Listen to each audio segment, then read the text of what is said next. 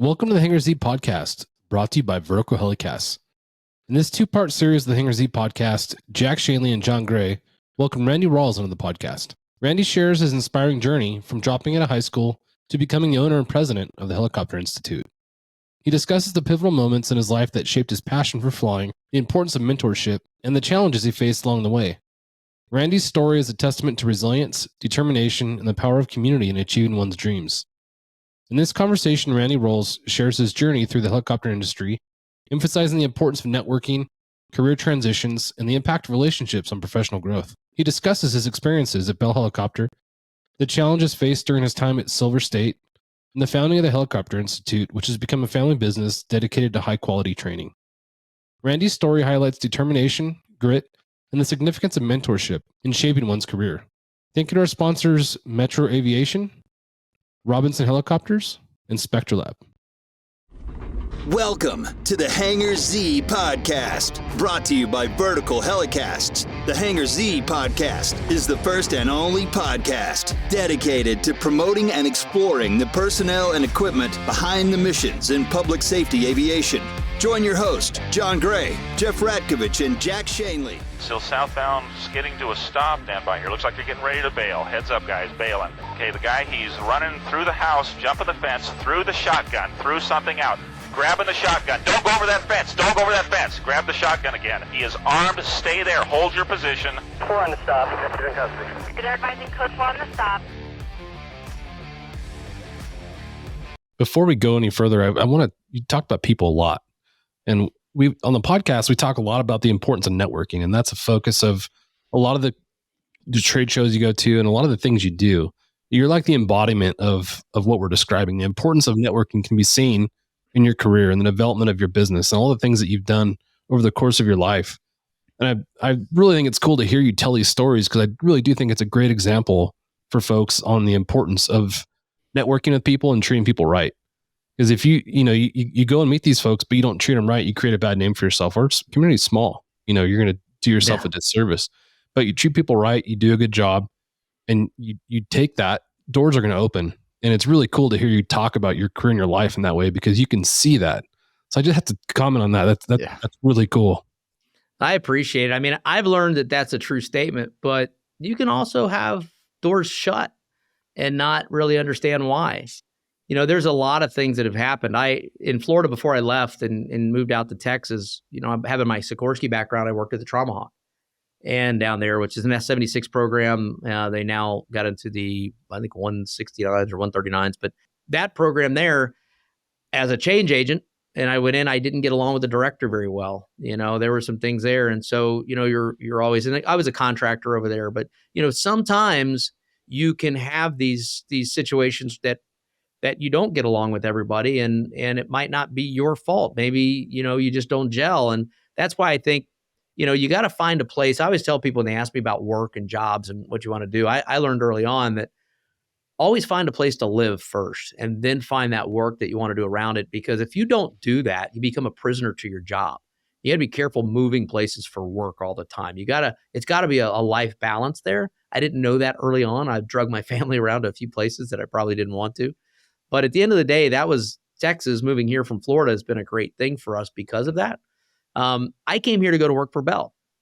And so when Gary Young retired as the chief instructor for Bell Helicopter, they asked him, who would you recommend to come to work at the school? Back then, getting into the school was near impossible. And the guys back there that worked there, there's still a lot of them are dear friends of mine today. But they were amazing people. So he recommended me for that job. And, I had started we hadn't talked about this, but I had started another company in Florida while I was down there working with flight safety and all that called Palm Beach Helicopters. And that guy, Brian Parker, that helped me get started my career, he went full ag spraying. Palm Beach Helicopters went away. And so when I wanted to start a school in Palm Beach, what makes sense? I would like to rebirth of Palm Beach Helicopters. Sure. And I'm proud to say they're still there today. The guy, Dan Crow, that helped me, he bought it from me in 2006 while I was at Bell, and he's still running it.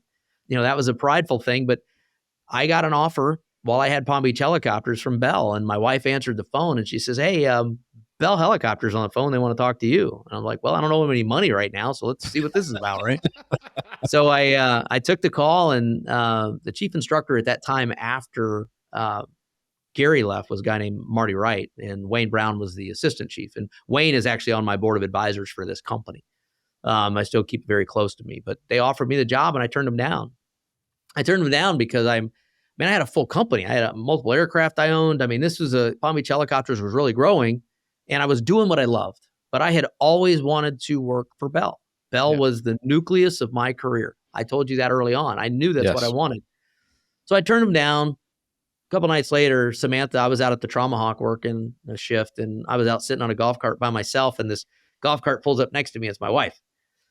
And she said, listen, she said, I can run the company here, but if you don't take that job, you're going to be a grumpy old man one day. And I think I turned in one of those anyway, but that's beside the point. But in the end of the day, it was for different reasons. No, she said, you need to take that job, and I'll hold things down here while you're out there, and let's see what happens. And so I accepted the job, lived out and moved to Texas. October 10th was my first day.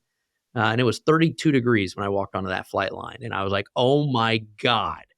Growing up in Florida, and it wasn't even winter yet, so I wasn't sure what I was getting into, but, going to work for Bell, checking that box, was an amazing experience. I really, really enjoyed it. It was kind of odd that, Gary had taught me so much that when I went to work there, I thought I was going to have this long training program and I was going to be doing all this, but I started on a Monday. They handed me a pre-owned flight suit. The next day I had 4 customers. So I went out and flew with the boss one time, and my next day I had a full load. Man, I was working because what I realized was I had been doing all the same stuff in my other jobs, and I had been taught by the guy that teaches everybody else. I was already doing what I dreamed of doing, but I wasn't collating that. I wasn't putting it together. That it was the flying I wanted to do. I was already doing, but I wasn't wearing the blue flight suit. Yes. So there was a little bit of that, going on within myself. And so working at Bell was amazing. And the opportunities that came in, that's where I started my NVG career, which is really a bread and butter for me now. I couldn't spell NVG. I had probably 1,000 hours of unaided night by the time I got there. And I didn't realize I didn't know what I didn't know. And I'm terrified to fly at night anymore without them. Goodness gracious. I'm like, how did I do this? Yeah. But Bell really gave me a plug-in as it related to that manufacturer mindset, both the good and the bad. Now, while I was at Bell, there's going to be a talk about, I don't want to get ahead of you guys, but Silver State Helicopters. And I think you probably have some questions about that. Sure. Well, that started there at Bell. And I had no connection to Silver State in any way, shape, or form. However, I was very deep at Helicopter Association at HAI. And we had an issue at HAI, and we had started the training committee, which I was the first chair of. And a lot of the things that were going on at HAI was how bad Silver State was for things that was going on. And they had no information because the owners of Silver State would not participate with HAI. So there was no dialogue. It was just this thing. And so they had asked me to come teach, Silver State had asked me to come teach their flight instructor group several times. And I'd always, turned them down. And this one year, I was at Bell. They didn't ask me. They actually went to Bell and hired Bell to send me to teach their instructors, which we do offsite speaking events. And so I said, okay, I'll do it. I went out there. And while I was there, there were 400 instructors in this room. It was a very dynamic room in Las Vegas. Is some big casino ballroom is where it was at. And after that, the owner and a couple other folks had come up to me and again asked me, they said, look, we got a problem. And the problem we have is we have 2,600 students, I think they had at the time. We're over capacity. We don't have the capability and we don't know how to fix it. And that's the way it was presented to me. And I said, well, all right, let me take a look at it. And so the first thing I wanted to do to get off the table was the financial aspect. I didn't want to get lost. And so I went to a friend of mine, a guy by the name of David Oglesby. You guys know David. Sure. And so I brought Dave in and he and I looked through the books of the company. They had just made Fortune 500 magazine or whatever it was called. They gave us all the books and I saw that the organization at that time was about 85% liquid. I mean, they were doing okay. The money was in the right spots. Things made sense. Didn't understand the business model, but the money made sense at that time. They had a CFO by the name of Steve Pickett. And that guy, Jerry, that owned the place. I only met him a couple times, but this guy, the CFO, I had talked to him. He presented me the documentation. And so what I did was I worked out a deal with them. Reverse, when I was at Bell I got a phone call at Bell from a guy named Mike Blake, his admin. He was our COO of commercial programs. He wanted to see me in his office. And so my boss, Marty, calls me off the flight pad when I'm out at the PA, and he calls me with my customer. He goes, "What did you do?" I said, "What do you mean, what did I do?" He said, "Mike Blake wants you in his office." I said, "Who is Mike Blake?" And then it came to me. I remember Mike Blake from Sikorsky days. I remember him. So he's our COO at Bell, and I go in to sit down with him, and we start talking. And he had some questions about some things we were doing on what they called a Bell 417. The 210 was coming down the line. We were having problems with the 430, and asked me a bunch of opinions. And has a previous owner of a company that operated those products. That was why he was asking me. He knew that. Anyway, long story short, he goes, I want to put you in our, what they call a high potential, or HIPO, high potential employee program for Bell. And a pilot had never been in that program. And I'm like, this ain't good. And this whole story goes back to burning bridges and affecting people. I mean, there's a point here. So I went back to my boss and I said, "Hey, look, this just happened. I don't want to get in trouble." And we talked to the director of the school. Her name is Lana Barboza. I said, "I don't want to get in trouble. I don't want to upset anybody. He said, no, accept it. This is good for the school. It's good for you." So I accepted this program. And it worked every week. I had to go to a mentoring session. It'd be one of our two COOs, government or commercial, a guy named John Bean or Mike Blake, or I'd meet with our CEO, a guy named Mike Redenbaugh, Red. And so a couple weeks later on a Saturday, Mike Blake had called me into his office at Alliance Airport. And so I went in, and he's in a pair of shorts and a t-shirt, and I'm dressed the same way. We just talked for an hour. And he came in a Harvard Business School. I remember his Harvard Business School shirt. And I said, "Oh, so you went to Harvard?" And he goes, No, I didn't go to Harvard. I just did some leadership courses there. I said, "Oh." He said, "Well, where did you go to school? What degree do you have?" I said, "What do you mean?" He goes, "Well, no, where did you go to college?" I said, "I've never been to college. I mean, I don't have a degree. I got a GED." And he looks at me like I had a third eye, man. Yeah. And he goes, "What do you mean? How did you get here?" I said, "Well, you never asked. No one ever asked me for a degree. You guys wanted to know what my flying background was, and you've asked me the aircraft, and that's all I've ever done. And I'm one of your blue flight suit guys." That was it. Right? And I said, "No one ever asked me." And I said, "Matter of fact, when I came to work here for Bell, I said, I didn't fill out my application until I got here on Monday morning. I mean, that's when I filled out my application." And he said, "Well, you just hit a glass ceiling." He said, "You're going to have to do something." And I was like, "Okay, what does that mean?" He said, "Let me think about it." So they got together and they recommended I go to the Texas Christian University, TCU Executive MBA program. Like, how in the heck am I going to go in an executive MBA program? I got a GED. I mean, I have no idea. They said, "No, just do the interview. You're not required to have a degree to go to an executive MBA program." So, okay. So 2 nights later, my wife and I, Samantha, we went there and I sat there and they interviewed me and they said, "Well, we need to do a secondary interview." And I came back the next day and I felt like a Spanish Inquisition, man. There were like 7 people, the chancellor, and they're asking me these questions. I'm like, oh my God.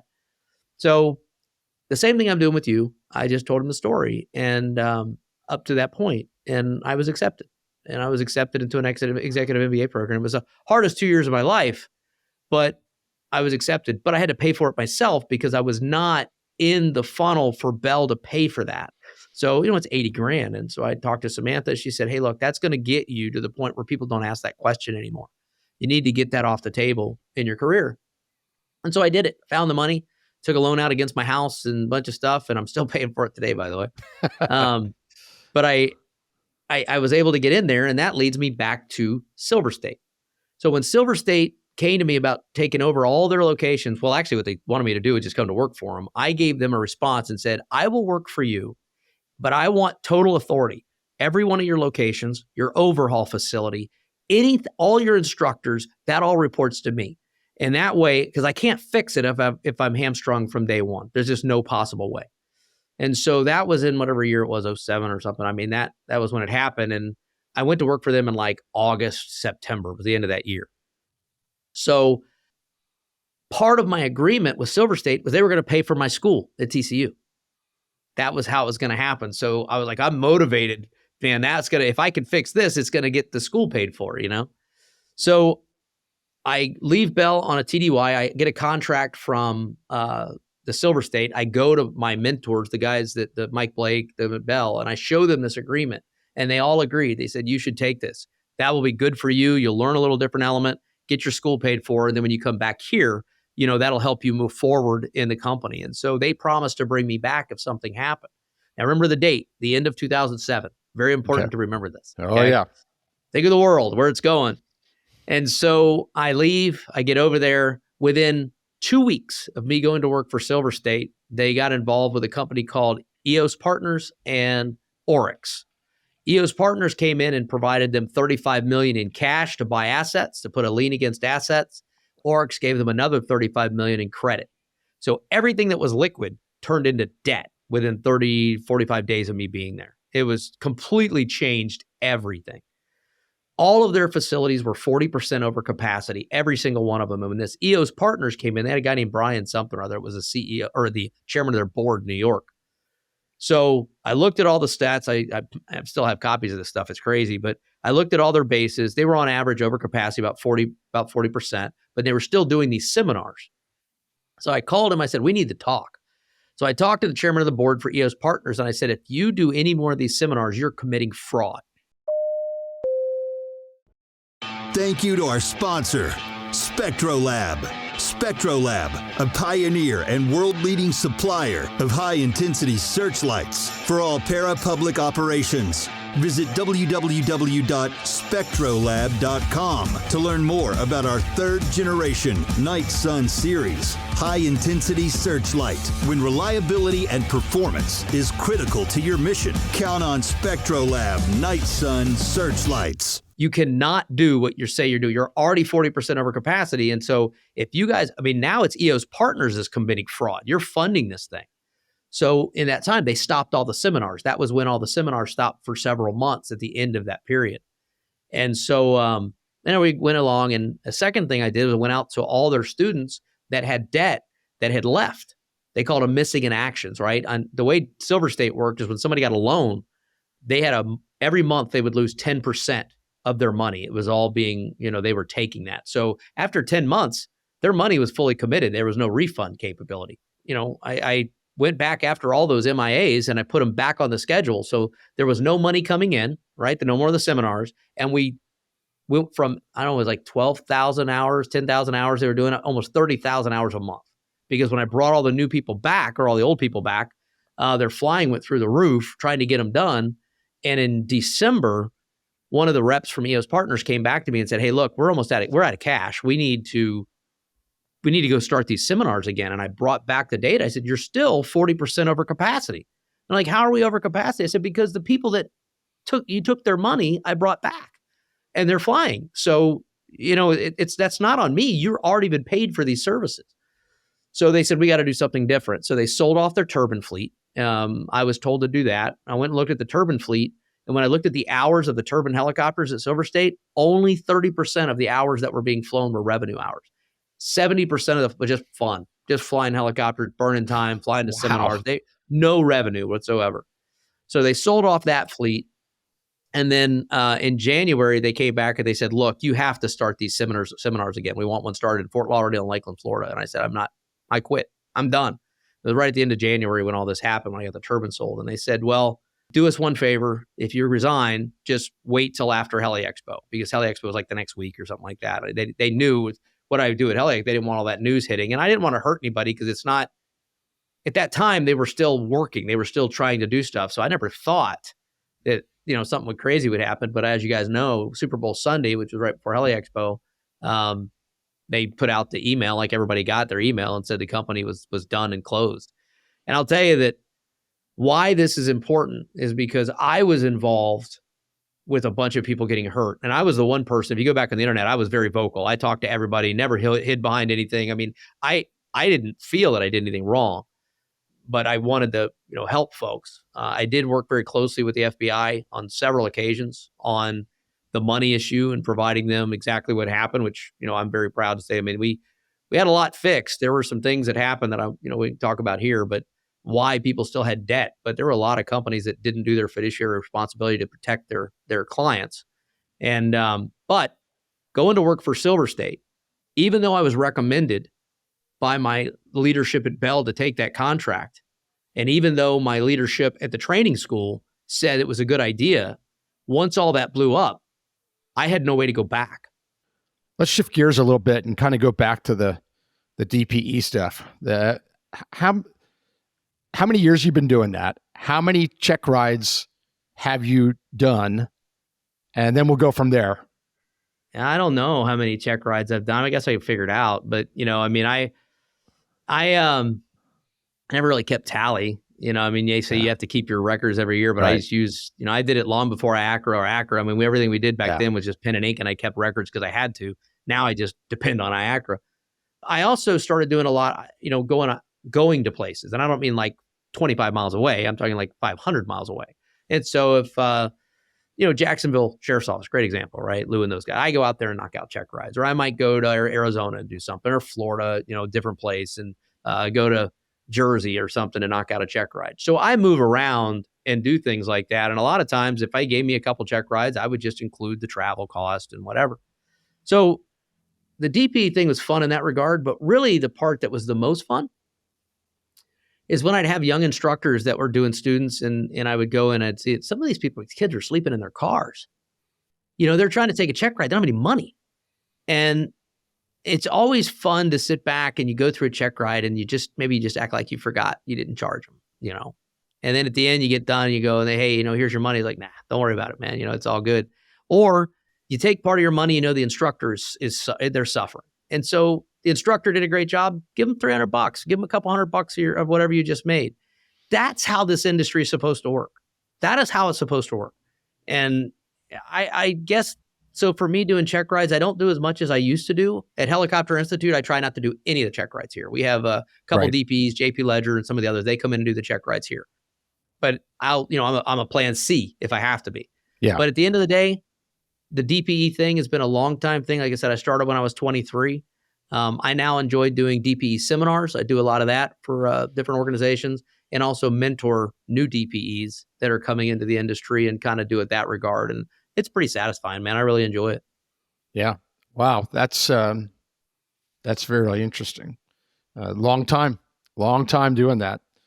And something I read or heard, I don't know, but one of your pet peeves as a DPE was rote knowledge versus practical understanding. Can you talk about that? Oh, absolutely. I mean, flight training over the years, even through my time as a DPE, there's more people out there with a lot more experience than me, but even in my time, is that there's a lot of theoretical element that's taught. And what I find is, and today's market is changing today. We're talking more about scenario-based training and correlative knowledge and evaluations, and even the FAA with the new airman certification standards have come out. And it's funny, I said, you're doing what I've been doing for years, guys. I mean, take a practical aspect.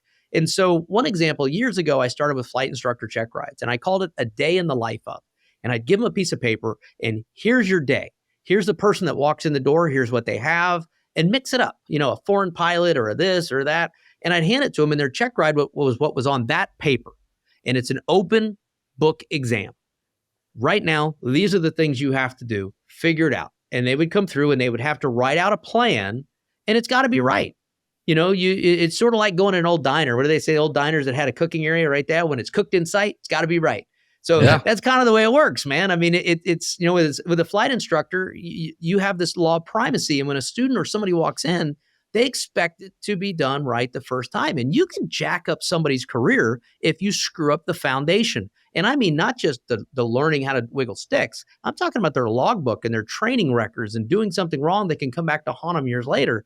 So for me, the practical use of training, I think, is the key. Not ignoring theoretical, not ignoring rote, right? I mean, we rote understanding, application, correlation, building upon that. But truly knowing how to go after the piece of knowledge, go after the level of learning that you're trying to validate so that you can move forward to the next level. To me, that is so important. And it's like going out here to do advanced auto rotations. If a guy can't do a normal approach, right, and all I'm going to try and get to, you got to prove that to me first. So what does every lesson start with? Normal takeoff, a traffic pattern, and a normal approach. Show me you can do the basics, and I will let you take this helicopter as far as you want to go. Yeah. But you got to start out with the basics first. And that to me is the foundation and the practical element. Yeah. So every check ride I've ever done, that's how it started. You see where they're at. Is their head in it? Do they have that down? Because that's the basis for everything else. I mean, if you don't understand the normal approach, how are you going to do a shallow approach to run on landing? How are you going to do a steep approach? It's probably not going to go well if you don't have that normal approach down, and certainly with autos. That's interesting. Was there one, if you could put your finger on it? I know that there's all sorts of things that people come in that struggle on a check on their private or their commercial, whatever it is. But is there one thing that was consistent with people that didn't pass? Was it the oral? Was it the flying? If it was one of those two, what was it? Can you put your finger on that? That's a great question, Jack. It really, really is. And I would say that where you see that more than anything else is when you have a singular school that you're dealing with. So you have a tendency to see trends in a training program. Yeah. But when you do check rides in a lot of different places, the trend isn't really as obvious. Seeing people that maybe aren't as practical, as I said, actually going out there, giving a scenario and have them fly through it, that's different because that can happen based upon the most senior person at the school. Remember, it all flows down. So if the most senior person at the school only has 700 hours, their total experience, and they've not really done anything but training because industry has plucked everybody else out, right? Everybody went on to other jobs. Then you see a sterilization in their training program, and that's going to come across in their check rides. It absolutely happens. So maybe not the same maneuver, but the same reason it's happening among other things, knowledge and flying. I mean, I've seen that. But here's the thing. When you see it, you have a responsibility as a DPE to engage the instructor, talk about it, constructively aid them on how to remedy those situations. Right. And to me, that's a big part of it. I mean, it's not, you don't have many instructors that intentionally do a bad job. They just don't do that. A lot of times you talk to them, you find out that they were either taught wrong, weren't taught, or whatever it may be. And so constructively, we as senior aviators, forget the examiner part, we have a responsibility. I actually got called into question one time on a check ride because finished a check ride down in Harlingen, Texas, MD 500 many years ago. And there was something that happened with the FAA about a year later with this pilot. In the last check ride he had taken, it was actually an airplane thing, but the last check ride he took was with me. And it was a helicopter add-on, commercial add-on, an MD 500. And so during the questioning about how the check ride went and all this stuff, I'm like, nothing really stood out. I mean, he had failed the first ride, this guy, and I came back down and did a second ride. He passed. But at the end of that ride, I made a recommendation to him not to land on his dolly. I said, look, get some more time. It's an add-on. You only have 30. You're going to be carrying your family. If I were you, I would get some more practice just on the dolly. It wasn't that he didn't meet the standard, but the standard is the minimum standard. I don't want him being minimally standard equipped. I want him with his family on board to be pretty damn good. Yeah. And so that recommendation through the instructor got back to the inspector that was looking at this other event. And he asked me, he said, well, if he passed the check ride, as you stated, why would you have told him maybe it's not a good idea to be landing on the dolly? I mean, are you kidding me? That's called mentoring. That's called, I'm 16,000 hours. I've been around helicopters. I feel comfortable with the dolly. Guy has 45 hours in helicopters. I think maybe for the just the honor of his family, I should be making a recommendation through the position of authority that says, yeah, you did pass the check ride, but you want to be better than the minimum standard. So do these things, and then you'll be better off. And to be brought in question upon that, really, that would chap my rear end, I'd say, just a little bit when that happened. But I think that's the key. That's our job. Senior aviators is to mentor. Yeah. I remember being told as a new CFI, now training private commercial CFI people in-house, that if your student goes to that DPE and they don't do well, it reflects on you as an instructor, that you have to have them prepared and you have to do that right. So now they can go in there and fall on their face because of nerves and all sorts of other things. I get that. But if they're doing maneuvers for that exam and it's completely off base, part of that's not their fault. It's my fault. And maybe the chief pilot didn't catch it, kind of thing. Yeah. So I love that you said that. Thank you to our sponsor, Metro Aviation. Metro Aviation, the world's largest family-owned air medical operator, offers comprehensive aircraft services with 140-plus aircraft in over 25 states. The Completions Center installs medical and law enforcement kits and avionics, serving diverse aviation needs, including offshore, utility, VIP, and corporate sectors.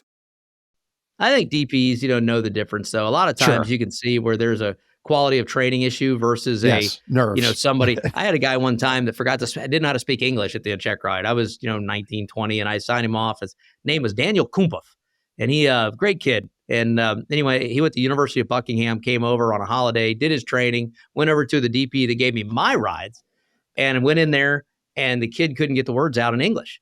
German was his first language. And and of course the DP comes out to me and goes, Randy, he can't speak English. And what are you talking about? We schedule the next morning, right? Overnight. And he comes in and aces the ride. Yeah. That's just nerves. That's not a training issue, but I tell you, man, my most memorable check ride, I think I've told you this before, was, and I regret it. What's the one check ride I regret? Was Harrison Ford. In December 6, 1997, I got a phone call to do a check ride for an add-on. And I show up down at Fort Lauderdale, and the applicant is Harrison Ford. And I didn't know this going into it, right? Yeah. And so I was a little starstruck. I first saw him. I was like, he says, hi, I'm Harrison Ford. I'm like, no That's kidding. Indiana I know Jones, who you dude. are. Do I call you Mr. President, Indiana Jones? And for me, just Star don't Wars call him Han Junior. Solo. You didn't call him Junior, did you? No, didn't do that. Okay, good. But the funny part about it was I remember looking at from a Han Solo perspective. That was one of the things for me was the Millennium Falcon, and now I'm getting ready to give a check ride to the captain of the Millennium Falcon. I mean, this is actually in my head as an FAA representative, and it freaked me out a little bit. So I had to take a step back. We got all it done, got started, and he knew the flight manual like the back of his hand. I mean, he was really a good applicant. And I realized at that moment, and I'll be honest, talking about check rides and the practical piece, that was one of the foundation ones was Harrison's check ride, because I realized right then that the guy knows scripts.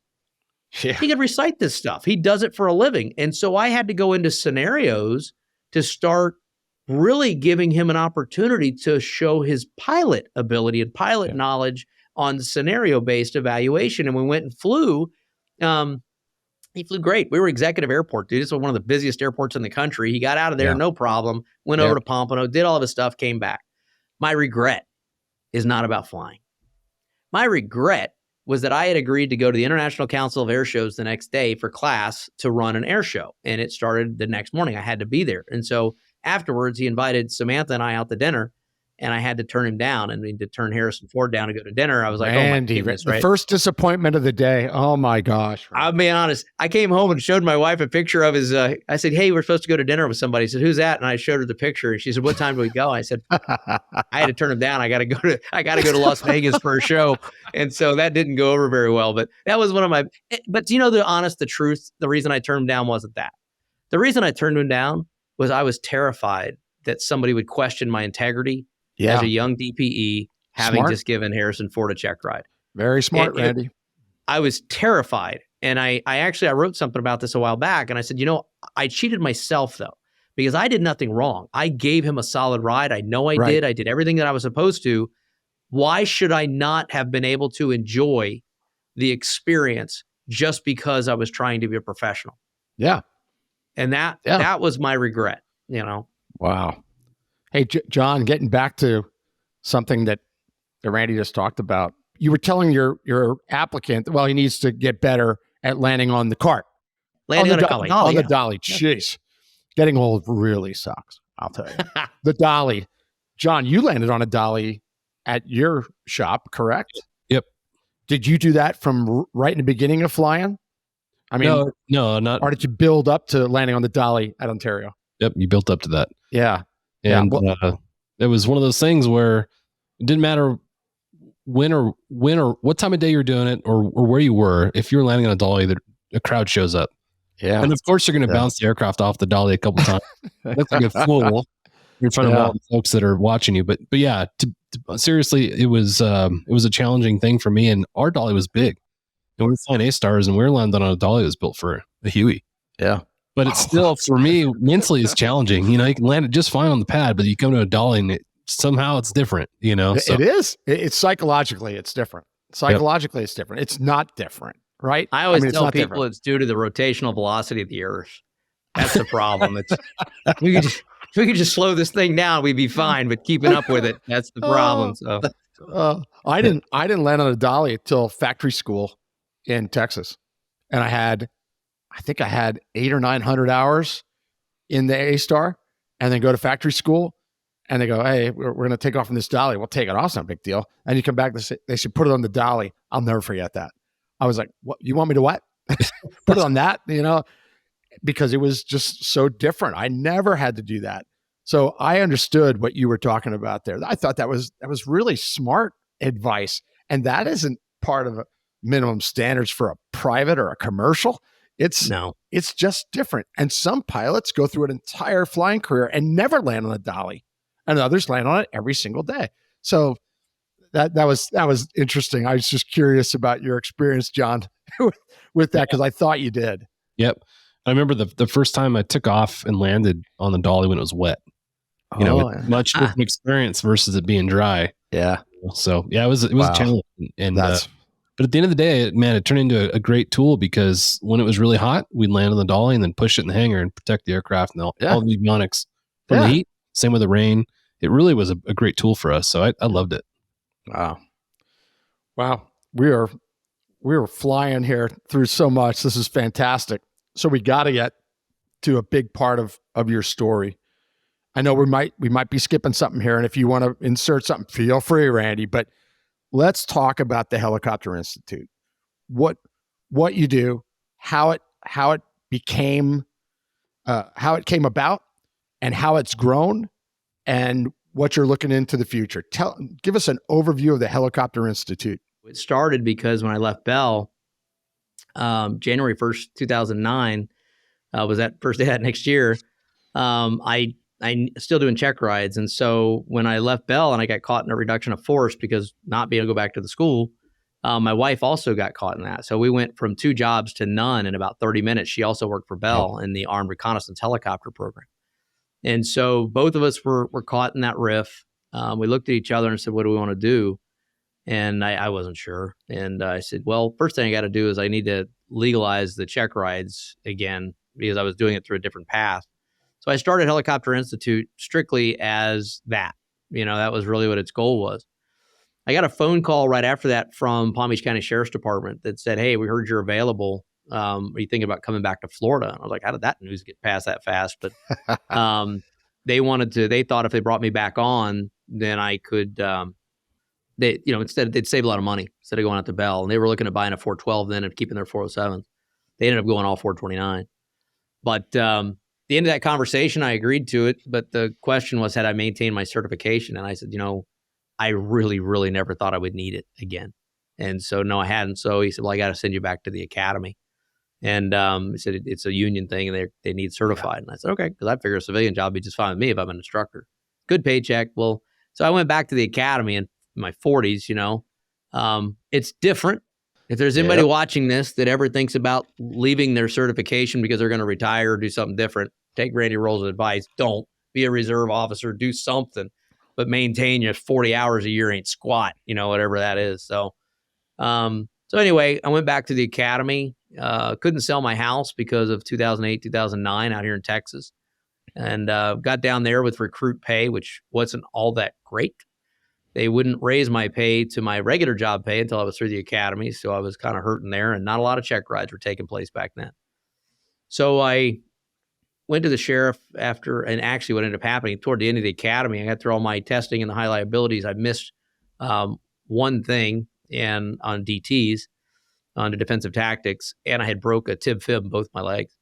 And just doing something like wind sprints. It's called being old. Yes, Jack, I understand. So I do. So I was out. They wanted me to wait till the next academy. And I was like, it was like 8 months. I said, I can't wait that long, guys. No, I can't do it. So I got a little pissed off and Met some guys with a company called Night Flight Concepts, and I negotiated a deal with them. They needed, I hope that's a good way to say it, somebody to help them on the commercial side and help grow the business. Went over there and negotiated a partnership with them, moved back to Texas, and I repped NFC for a while I still had a Helicopter Institute. Because remember, I was just doing check rides over there, and proud to say we really helped build it quite a bit. Did a lot of training, a lot of folks off site. I mean, it was amazing. Got a phone call soon after that from a company called ERA out of the Gulf of Mexico. They called me and had an opportunity to go to work there.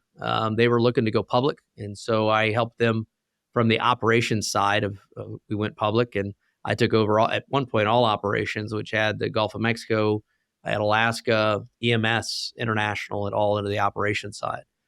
Went public with them, helped them. It was kind of cool sitting up there on Wall Street. Got to ring the bell. That was kind of neat. That's cool. That is really cool. That was John, I amazing. know John loves that. Yeah. He's a finance guy. That's exciting. It was kind of cool. Just the one thing I can tell you about Wall Street is that all the stuff you see on the floor on TV of Wall Street, like, in the stock exchange, none of that's real, man. The phones are fake. It's all one big studio. That's all it is. All the work's done behind somewhere else. It was funny. I walked in. I was like, "Are you kidding? This is a facade." And he was like, "Yeah, all the money's done back there." But the bell was real. Then you get to push the button. The bell really worked. But the one thing is, the bell's automated. When you push the button, it goes off whether you push it or not. They can't afford to have anybody screw that up. So, John, did that just burst your bubble? Yeah. Yeah. Won't do anymore. Hey, man, I'm sorry. The honesty hurts, but it's the fact. It busted mine as well when I was there. But, right after that, we ended up, we had bought a house in West Palm Beach. My wife had a tragedy in her family, lost her parents in 2010. There were a few dollars to invest. And so we had bought a little place on the east side of the water in Palm Beach across from Trump's place. And so it was a little 900-foot Key West bungalow. And really, the place was terrible. I think that they were about to condemn it. So we ended up buying it for $47,000, landing all of it, just a little lot, and fixed it up. Made it look really, really pretty. My sister moved in, and she was living there and keeping it really nice. And when Trump got elected, it really doesn't matter about your political aspect, because that's not what this is about. What it is about is that for some reason, that house went up in value.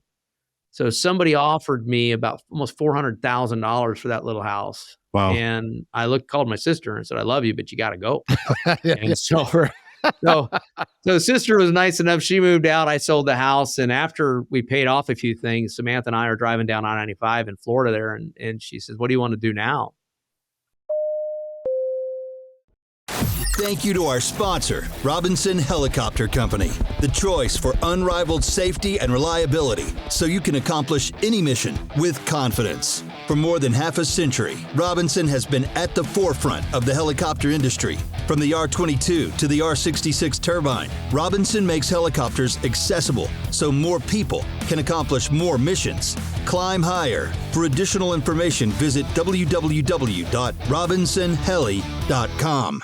I want to get a 407 and start training. She said, "You got to hide 125,000. She goes, "Not going to work." I said, "Hold on a second." So I picked up the phone, called a guy I knew at Aero Aviation in Louisiana, the owner, Dave Guidry. And I said, "David," I said, "I want to get a 407. I know you have a bunch of them. Would you be interested in leasing one to me?" He said, "What for?" And I told him, "For training purposes." And he goes, "When can you be here?" I said, "I'll be there tomorrow morning." So I got on a flight, flew there, met with them, came to an agreement. They leased me a 407. I called Tonka Hufford at Aerodynamics. I'd known him and have a lot of respect for him and his vision in the industry. And Tonka agreed, and he helped me get a cockpit in that aircraft. And I called another friend that had some NVGs, and you can see where this is going. Oh, yeah. And for $125,000, Helicopter Institute with an aircraft was born. And there was a lot of motivation behind it, because that year I had done 182 nights in a Hilton alone on the road. What really got Helicopter Institute started was at the end of the academy for the Sheriff's Department. I got a phone call from the Tennessee Valley Authority, which was just one of many old customers. They called me and said, "We'd really like to keep training with you. Would you just come here to our facility?" And I started a carpet bagging business. I mean, I was just going and training for folks. Some I would run it through NFC, Night Flight Concepts. When I was at Era, I'd run some of it through Era. I was always honored the company that I worked for. I tried to build what I was building, build it through them. But when I would leave, it would come back to Helicopter Institute. And then when I got my first aircraft, it's just built from there. My vision was to provide a single source location that you could get high quality training for a multitude of aircraft make models. Why do you have to go? TVA was a great example. I was teaching in a Long Ranger, a 407, the MD 530. They ended up getting an EC 120 and they ended up getting an EC 145, and they had 5 pilots. And trying to keep 5 pilots current and proficient in that many aircraft was challenging, but I could do it. And I'm like, well, why not go to other organizations, particularly government organizations, and have one contract, and you get training for all the aircraft you fly. You get training for Bambi bucket, for a tank. You get training for aerial platform, a hoist. Do it all under one contract. And it had never been done before. And that was the vision I had for Helicopter Institute. And I'm proud to say today we have a beautiful facility, 22,000 square feet here at the Fort Worth Meacham Airport. We have 21 aircraft that mix from 2 A-Stars, 3 407s now. We have a 505, a whole slew of Bell 206s. Then Robinsons as well. During that time frame, we had been blessed with a contract with Embry-Riddle Aeronautical University. We took that over at Prescott. A few months ago, we've been doing that for a couple of years, but a few months ago, I had a customer at Embry-Riddle that they got so busy in the airplane side at the airport that he sat 30 minutes trying to cross a runway in a helicopter in an R-44. And I said, I'm not going to have my brand associated with that. And so Embry-Riddle was concerned, I was concerned, and they allowed me to move the helicopter training piece here to Fort Worth. So we're still in partnership with Embry-Riddle, working through their online program right now, but we're trying to build that. So every day, everything that we do is about the customer, and that was recognized. I lost a contract with the Air Force I was going for, but I won a contract with the Navy. And as of today, we have a company called Copter, where we have 6 jet rangers. We've trained nearly 100 naval aviators, student naval aviators, as they begin their progress into Pensacola and Southfield. And we're proud to say that the first group have been winged, and they all scored about 5 points higher than the regular students that are down south in the conventional training path. So, things are working. The vision's working. I leave here in just a few minutes. As I said, I'm going to be doing ground school and then flying a couple customers that have H-125s, but I've got a B-3. So everything that I do between the B-2 and the B-3 that I have, the B-3 trains everything I need on an H-125. Does fine. I just don't deal with hydraulics in the aircraft if it's a dual hydraulic system, but I got a single hydraulic system, so I can work hydraulics. And I try and get aircraft here that have the systems, like my 407 with a hoist and having to, rappel work, hooks on it for Bambi bucket training. We have all that. All of those things allow an organization to come in and say, don't just train us on one thing, train us on many. Tampa PD I've done for years, and we go back every quarter doing aircraft training. During the daytime, we'll do NVG crash and bangs, our touchdowns. Then we do Bambi bucket. Then we'll do inadvertent IMC, and then they come here for a different change of the session. So the customers that are coming here really have been able to get a lot of diversification into their training program, as well as crew members and TFOs. We do TFO training on our simulation systems. We have multiple simulators. And we have the only virtual terrain board for NVGs in the country for civil use, where it's an actual flying screen that you can go into and take all lunar illumination, all angles, all weather, and fly through it and show you globally a scientifically accurate NVG stimulation scene of what it's going to look like in the aircraft. Because if you learn to fly in mountains in Fort Worth, Texas, I'm cheating you. It ain't going to work. So we need to be able to show how that works. So long story short, Helicopter Institute, literally, for me, is a dream come true.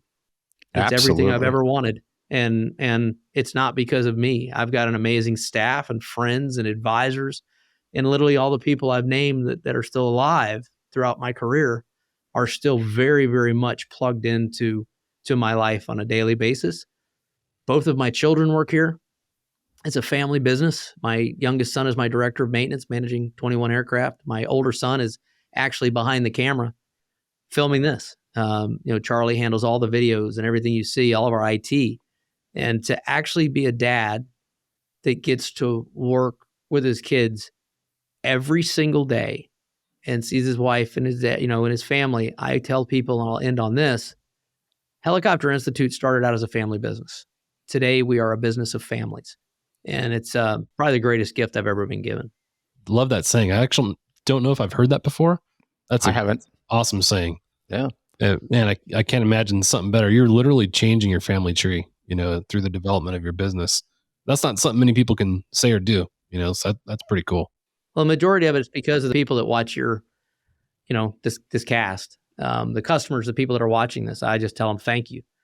I can only say thank you because, there's guys out there that had a lot of confidence in me over the years. We were talking about Ed Van Winkle just a little while ago, and Ed's helped me all along over the years, meeting people and helping this. And with our we just started MVG inspections just a while back, and with all that experience and goggles, it only made sense. And Ed Van Winkle made sure he did the first one. He had the first one in and got it back to him, and it's that level of support. So I want to say thank you to you guys, Jack, John. Thank you for your time.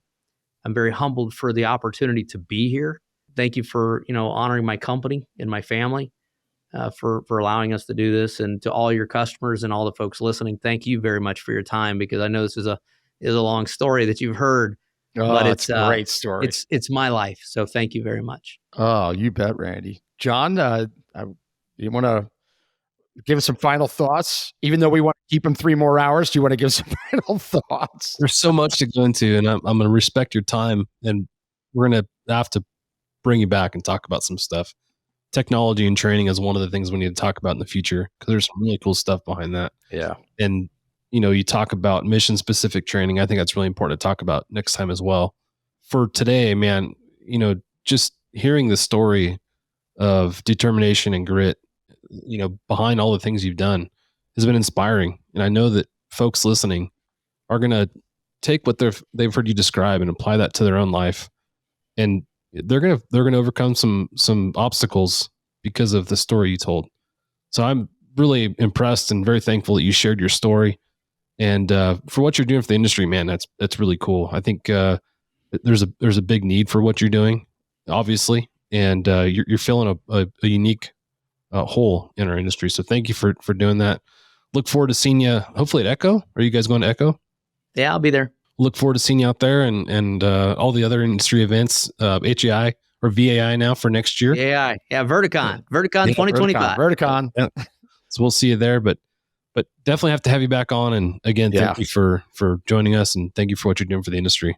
Thank you guys very, very much. I appreciate it. This has been really special. I knew it was going to be, but you hit it out of the park. If you want to grab your mic and just drop it, you could do that right now, because that was incredible. You have a great story. The why not me is going to stick with me for a long time to share with family and friends. And everybody that's listening. I'll just end with this, that, I've never had the honor of being in a cockpit with Randy.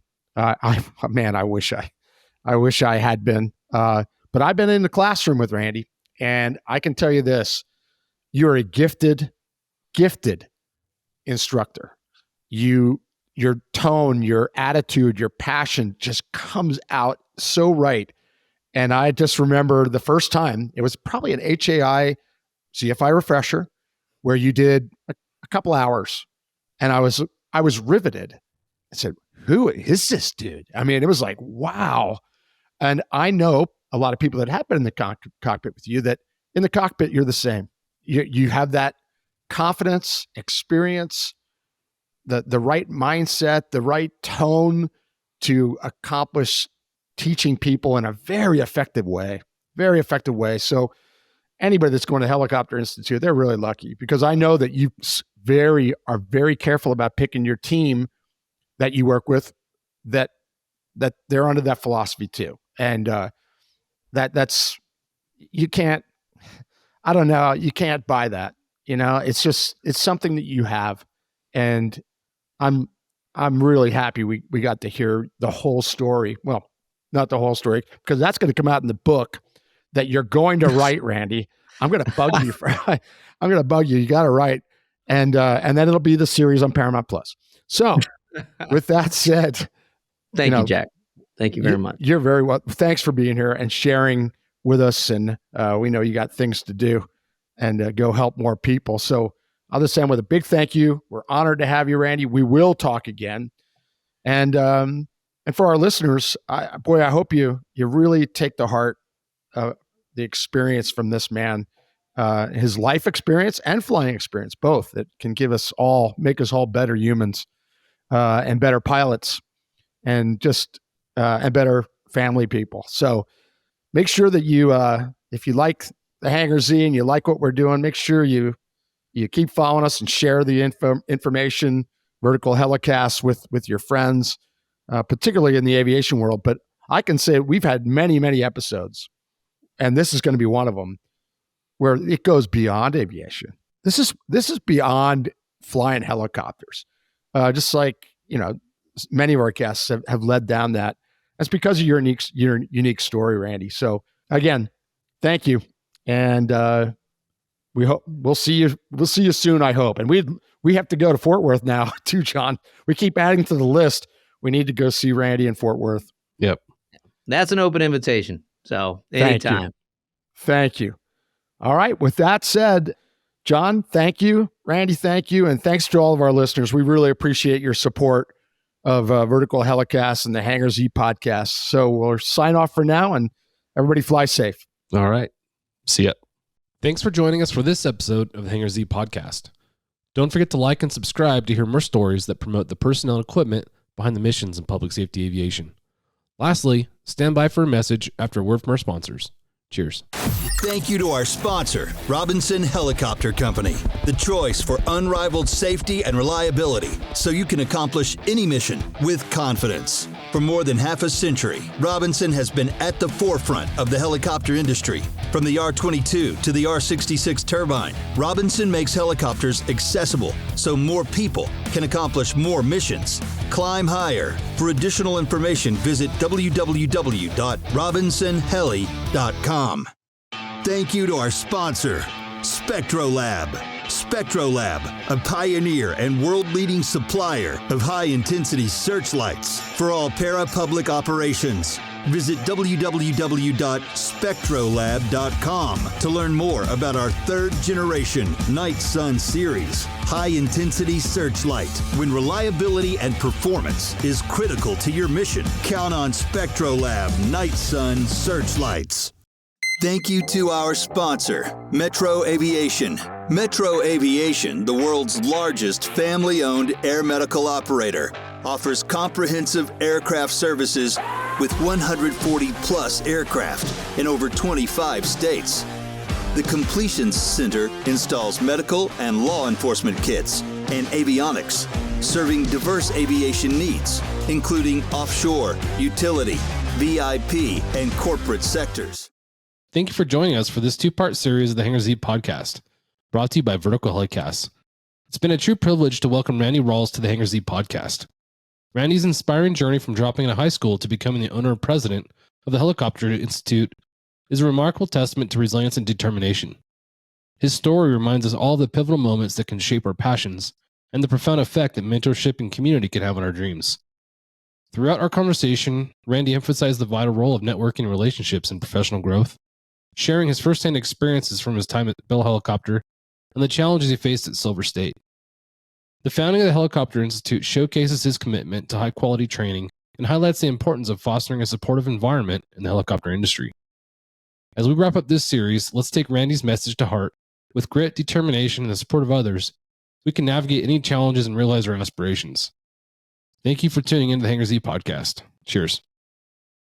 Time to close up the hangar. Thanks for joining us on the Hangar Z podcast, brought to you by Vertical Helicasts.